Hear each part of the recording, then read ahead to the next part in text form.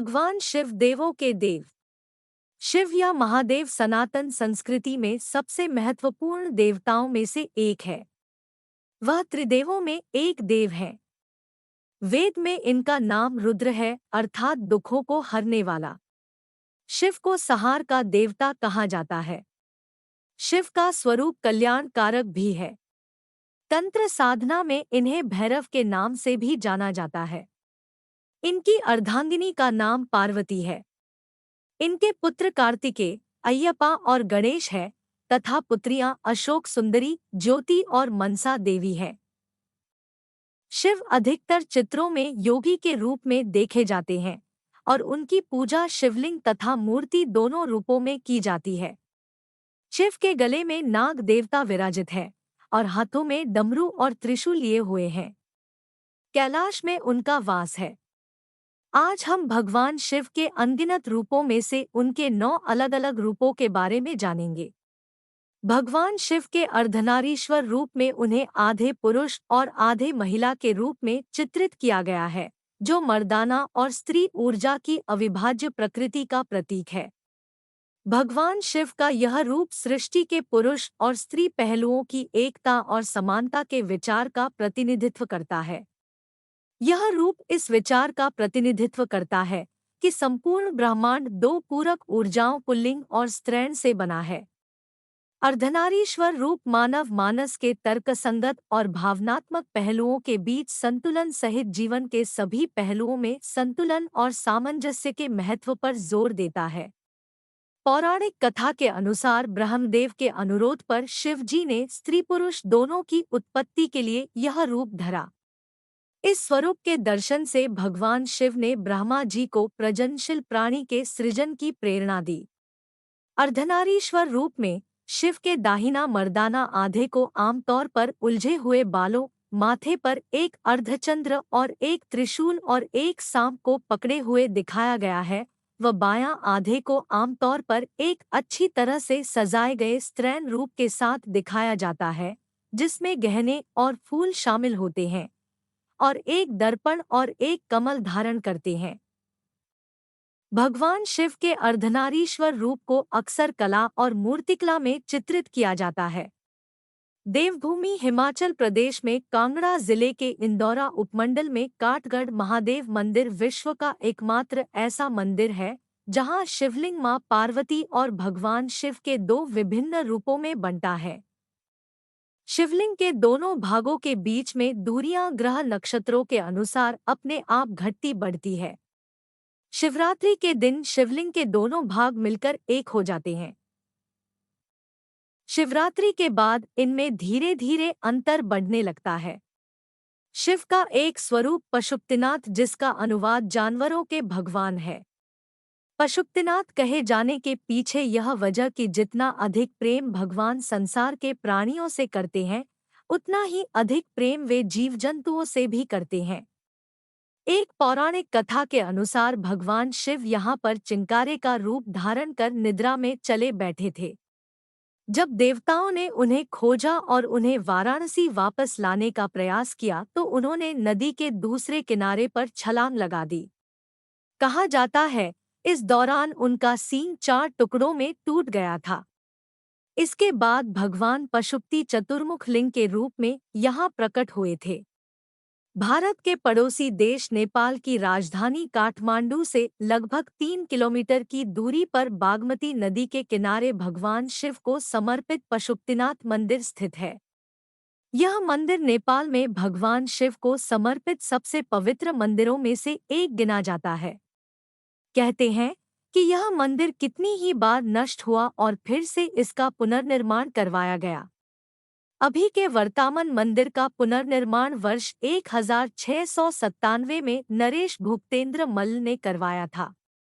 पशुपतिनाथ मंदिर को शिव के 12 ज्योतिर्लिंगों में से एक केदारनाथ मंदिर का आधा भाग माना जाता है। नटराज के रूप में शिव सबसे उत्तम नर्तक है। नटराज शिव का स्वरूप न सिर्फ उनके संपूर्ण काल एवं स्थान को ही दर्शाता है, इस स्वरूप में शिव कलाओं के आधार है।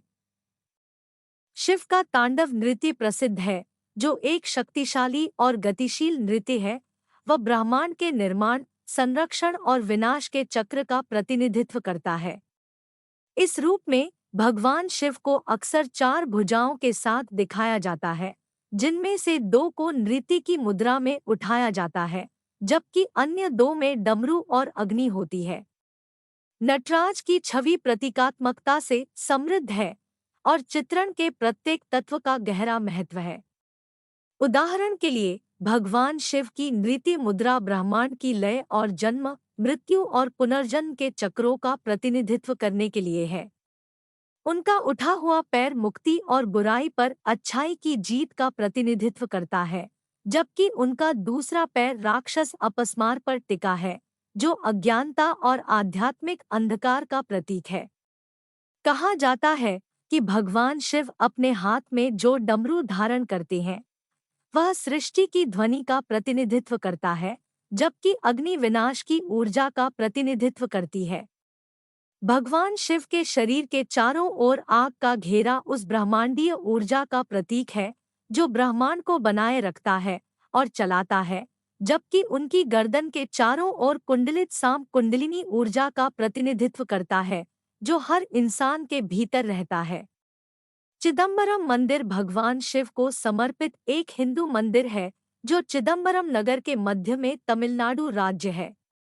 मंदिर के इतिहास में विशेषता पल्लव व चोल शासकों के द्वारा कई जीर्णोद्धार हुए हैं। यह भगवान शिव नटराज को समर्पित एक प्राचीन और ऐतिहासिक मंदिर है। महादेव भगवान शिव के सबसे महत्वपूर्ण रूपों में से एक है। महादेव शब्द का अर्थ है महान ईश्वर या सर्वोच्च ईश्वर, जो दर्शाता है कि भगवान शिव के इस रूप को अन्य सभी रूपों में सबसे शक्तिशाली और पूजनीय माना जाता है। शिव महापुराण में देवों के देव महादेव अर्थात महाकाल के बारे में विस्तार से बताया गया है। कैलाश सरोवर को शिव का निवास स्थान माना जाता है।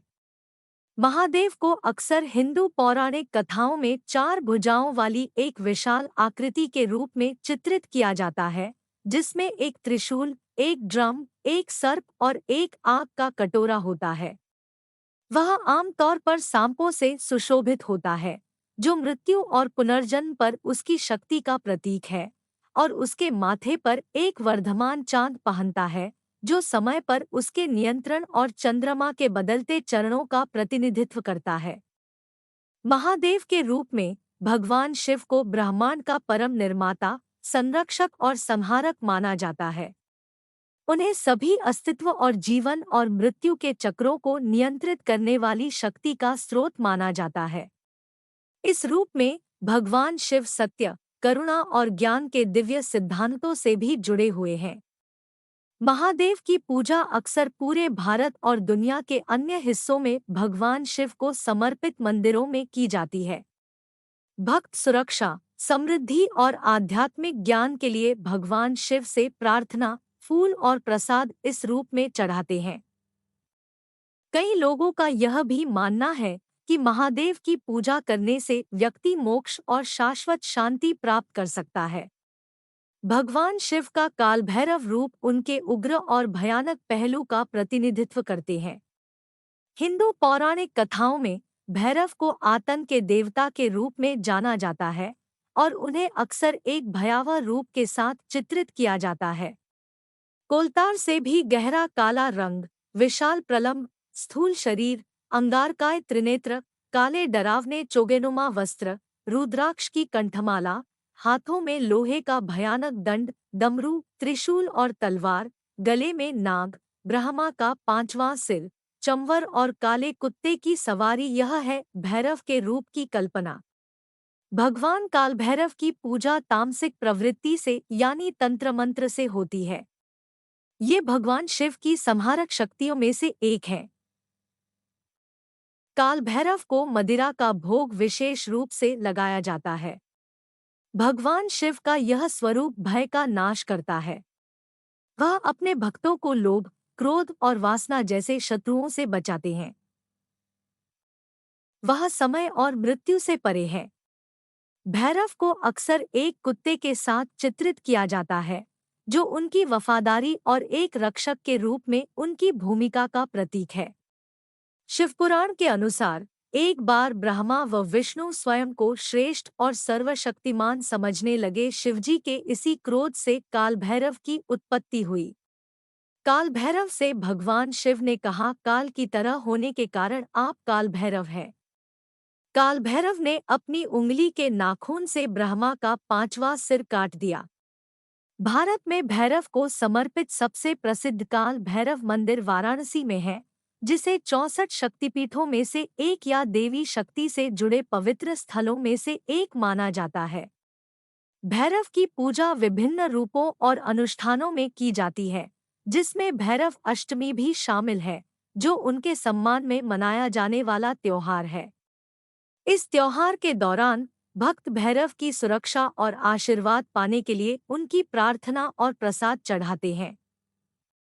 भगवान शिव का त्रयंबक रूप कम ज्ञात रूपों में से एक है।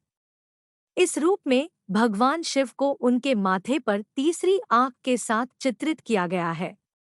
तीसरी आंख भौतिक नहीं, अंतर्दृष्टि की आंख है। हिंदू पौराणिक कथाओं के अनुसार भगवान शिव ने वासना के देवता काम, जो उन्हें अपने ध्यान से विचलित कर रहे थे, को नष्ट करने के लिए अपनी तीसरी आंख खोली। भगवान शिव का त्रयंबक रूप भी अजना चक्र या तीसरे नेत्र चक्र से जुड़ा हुआ है, जिसे माथे के केंद्र में स्थित माना जाता है।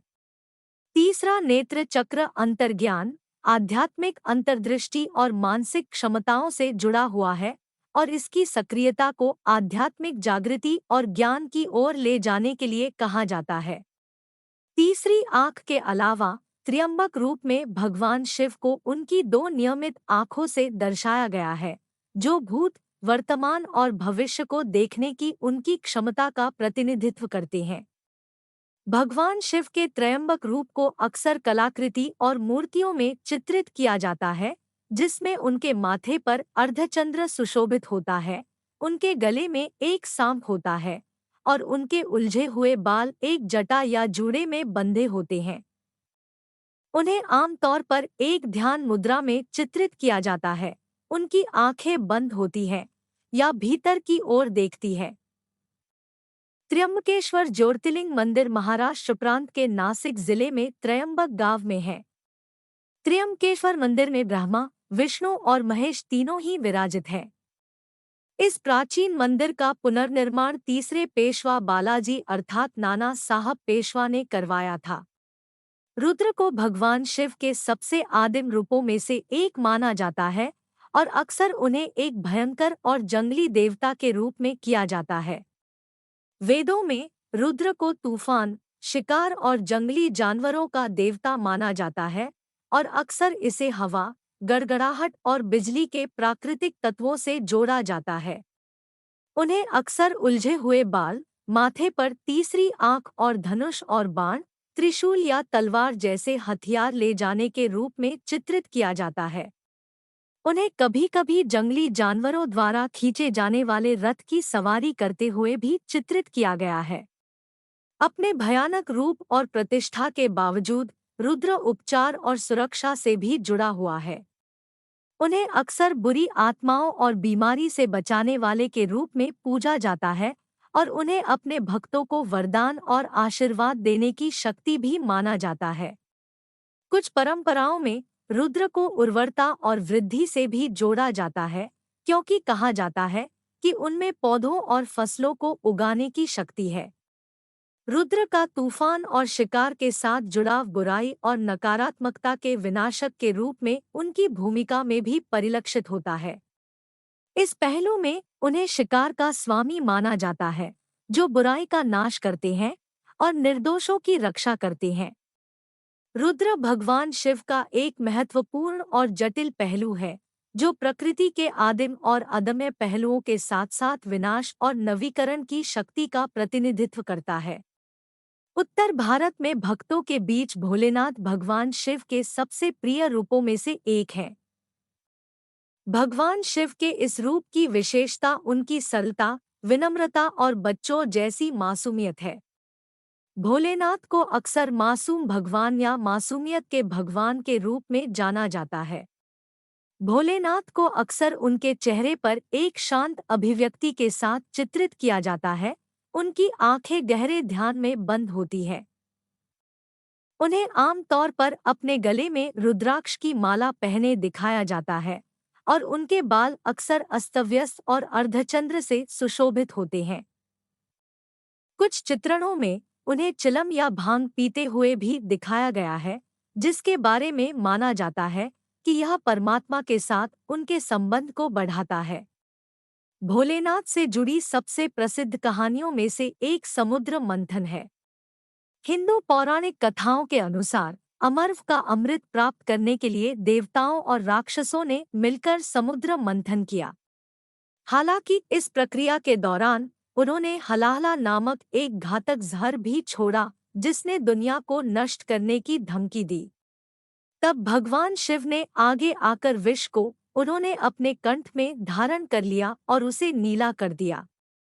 निस्वार्थता और बलिदान के इस कार्य ने उन्हें नीलकंठ नाम दिया, जिसका अर्थ है नीले गले वाला। इस घटना को अक्सर कला में दर्शाया जाता है।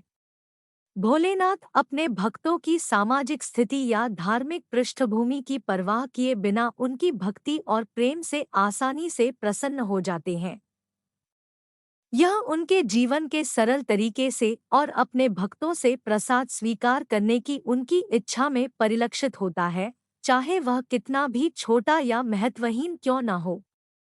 महायोगी भी भगवान शिव का एक रूप है, जो ध्यान, आध्यात्मिक प्रथाओं और आंतरिक परिवर्तन पर उनकी निपुणता का प्रतीक है। भगवान शिव का यह रूप योग और ध्यान के अभ्यास से जुड़ा हुआ है, जिसके बारे में माना जाता है कि यह आत्म साक्षात्कार और ज्ञान की ओर ले जाता है। भगवान शिव महायोगी के रूप में अक्सर ध्यान मुद्रा में बैठे हुए चित्रित किए जाते हैं। उनकी आंखें बंद होती है और उनका ध्यान भीतर की ओर होता है। उसका शरीर राख में ढका हुआ है और वह सांपों और अन्य प्रतीकात्मक तत्वों से सुशोभित है, जो उसकी आध्यात्मिक शक्ति और ज्ञान का प्रतिनिधित्व करते हैं। भगवान शिव के महायोगी रूप को सर्वोच्च गुरु के रूप में सम्मानित किया जाता है, जो अपने भक्तों को आध्यात्मिक विकास और परिवर्तन के मार्ग पर मार्गदर्शन करते हैं। भगवान शिव को आदि योगी या प्रथम योगी के रूप में भी जाना जाता है, क्योंकि ऐसा माना जाता है कि उन्होंने प्राचीन भारत के संतों को योग का प्राचीन ज्ञान सिखाया था। भगवान शिव का महायोगी रूप तप और वैराग्य के अभ्यास से भी जुड़ा हुआ है, जो आध्यात्मिक